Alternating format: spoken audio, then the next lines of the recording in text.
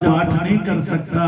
ये अधिकार केवल मनुष्य मात्र को है, जो इस मात्र लोक में शरीर मनुष्य का लेकर के आए हैं, उन्हीं को जो अधिकार है। इसीलिए देवता जब धरती पर आए, उन्होंने सुखदेव मुनि को चरणों को प्रणाम किया और कहने लगे, महाराज हमें भगवान की कथा सुना दीजिए। बदले में जो अमृत का कलश लेकर के राजा परीक्षित को पिला दीजिए। सुखदेव मुनि जी महाराज हंसने लगे। सुखदेव मुनि जी महाराज ने कहा, कहां कांच कहां मणि। ये जो भगवान की कथा है ये मणि है, मोल होती है, उसका कोई मोल तोल नहीं होता। तो आप भगवान की कथा का सौदा करने के लिए आए हो। अगर आप कथा सुनने के भाव से आते तो हम आपको जरूर कथा सुनाते, लेकिन आप कथा का सौदा करने के लिए आए हो। इसीलिए सुखदेव मुनि जी महाराज ने देवताओं को कथा ना सुना करके वो अमृतमय कथा, अमर कथा, ब्रह्म ज्ञान की कथा, श्रीमद् भागवत महापुराण की कथा देवताओं को ना सुना करके राजा परीक्षित को सुनाई, जिसको राजा परीक्षित ने 7 दिन बिना कुछ खाए पिए निरा आहार रह करके कथा सुनी और भगवान के वैकुंठ धाम को चले गए, ब्रह्म ज्ञान को प्राप्त हो गए।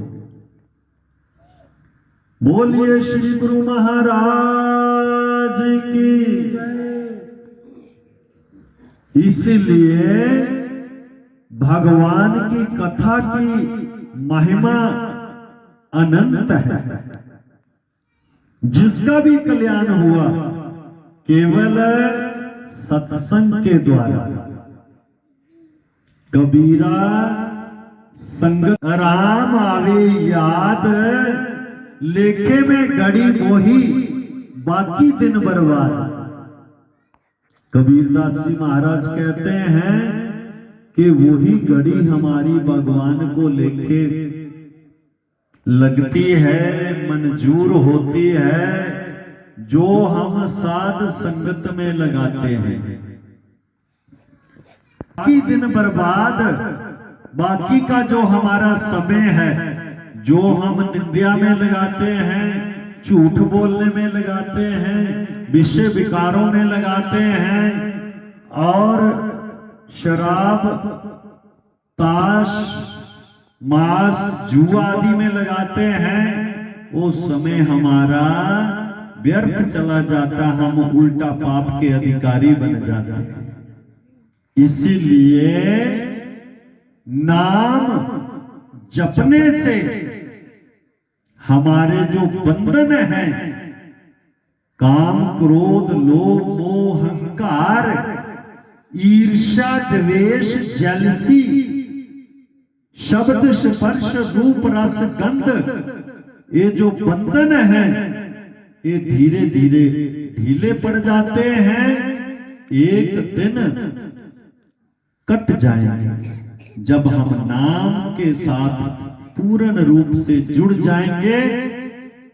ये बंधन कट जाएंगे, हमें पूर्ण शांति मिलेगी और हम जीते जी भगवान का साक्षात्कार करके ब्रह्म ज्ञान